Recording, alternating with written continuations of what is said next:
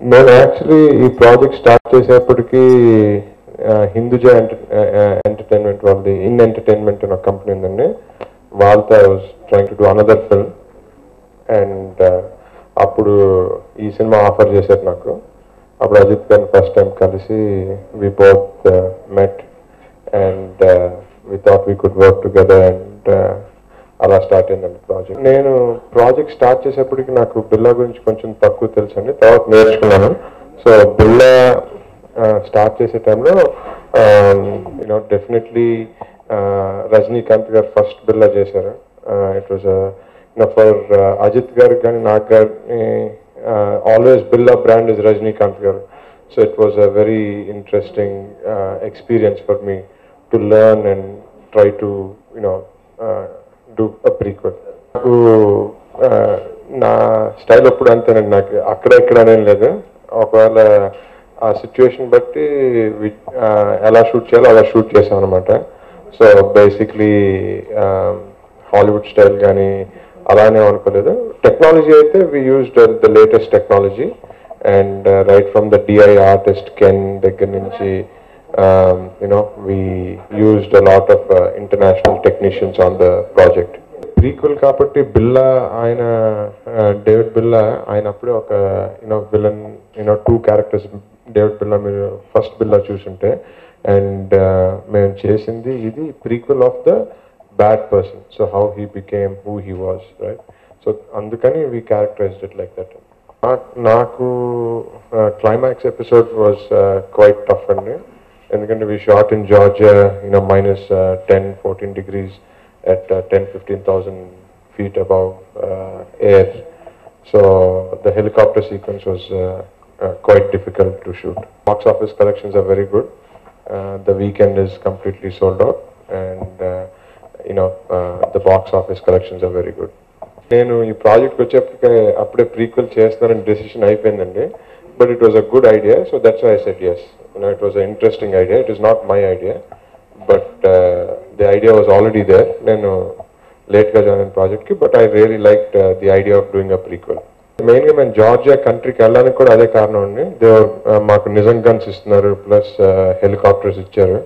So the government supported us quite a bit. So అందుకే మేము ఆ కంట్రీకి వెళ్ళి we shot using the real weapons.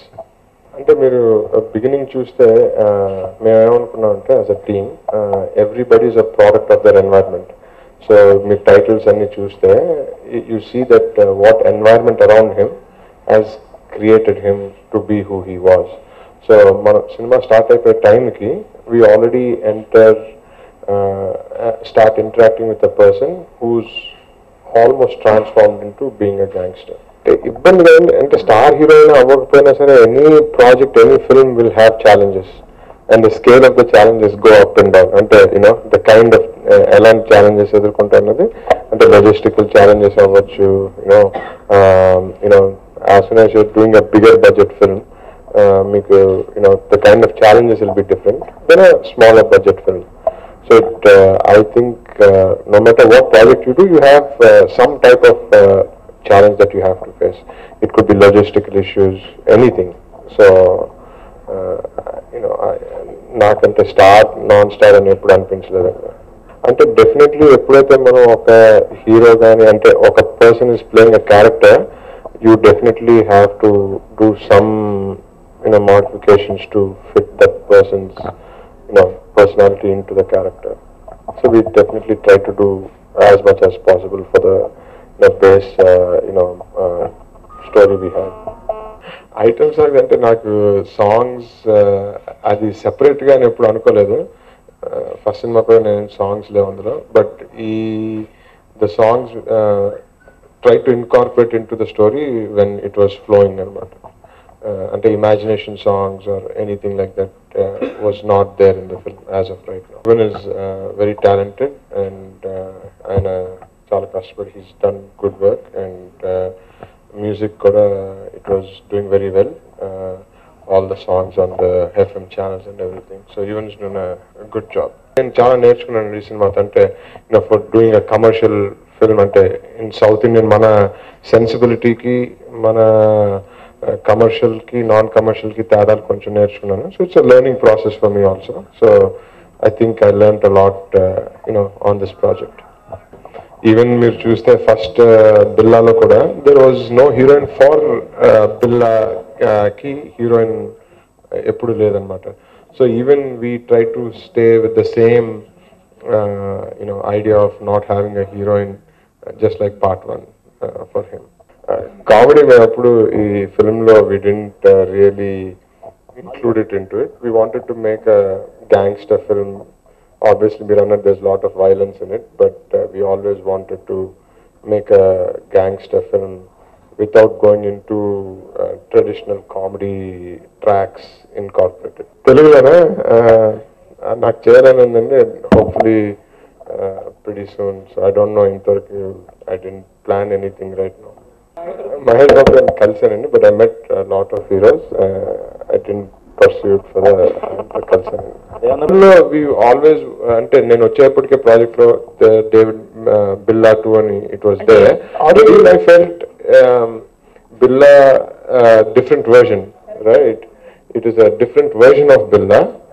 Is what అదే అనుకున్నాను అనమాట. అంటే బిల్లా 0 అని అన్నాం, బిల్లా 1 అని అన్నాం. సో ఆల్రెడీ బిల్లా 1 వచ్చేసింది. యాక్చువల్లీ ఇట్ షుడ్ బి బిల్లా 3. రజనీకాంత్ గారు చేసింది అయితే బిల్లా, దెన్ అజిత్ గారు చేసింది బిల్లా 2, ఇది బిల్లా 3 అయి ఉండాలి. But from a story perspective it's a prequel. ఇప్పుడు మీరు సినిమా చూస్తే first fight is a hand fight, next is knife, the next is gone. So and తర్వాత చూస్తే మధ్యలో bottles. So every fight different ఆయుధం యూజ్ చేసినట్టు ఫైట్. ఆల్మోస్ట్ ఎవ్రీ సీన్ లోనూ 2-3 చనిపోయి ఉంటుంది. ఓవరాల్ గా మొత్తం ఎంతమంది చంపారు మూవీలో? మంచి క్వశ్చన్ అండి. ఎవరో మొన్న తమిళనాడులో one of my friends daughter వెళ్ళి చూస్తే ఆ అమ్మాయి కౌంట్ చేసిందంట. ఫస్ట్ హాఫ్ లో 58 మంది చచ్చిపోయారంటండి.